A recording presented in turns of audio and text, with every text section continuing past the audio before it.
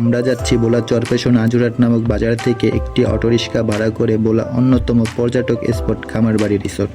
আমরা চলে আসছি খামারবাড়ির সেই মেন গেটে। আমরা সরাসরি চলে যাব রিসেপশন রুমে।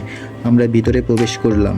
ভিতরে প্রবেশ করার পরে জনপ্রতি সর্বনিম্ন 250 টাকার একটি খাবারের জন্য রেস্টুরেন্ট বুকিং করতে হবে, এটি বাধ্যতামূলক। আমরা যাচ্ছি এখানকার বাংলোর দিকে। অবশেষে আমরা চলে আসছি সেই অসাধারণ আধুনিক ডিজাইনের নির্মিত বাংলোর কাছে, যেটি দেখতে অসাধারণ।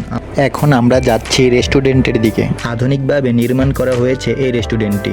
আমরা রেস্টুরেন্টের ভিতরে প্রবেশ করলাম। রেস্টুরেন্টের ভিতরটা খুব পরিপাটি করে রাখা।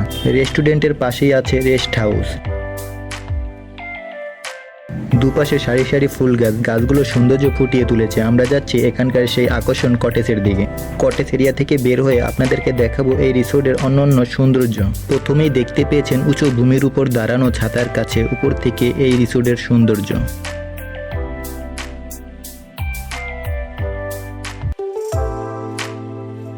উপভোগ করতে পারবেন শিশুদের বিনোদনের জন্য রয়েছে পাথরের তৈরি ঘোড়া থেকে শুরু করে ডাইনোসর। ঢাকা থেকে কিভাবে আসবেন, কোথায় থাকবেন, সবকিছুই দেওয়া থাকবে ডিসক্রিপশনে। তো দর্শক, ভিডিওটি যদি ভালো লেগে থাকে তাহলে জানিয়ে দিবেন কমেন্টে। তাহলে আজ এই পর্যন্তই। সকলে ভালো থাকবেন। আল্লাহ হাফেজ।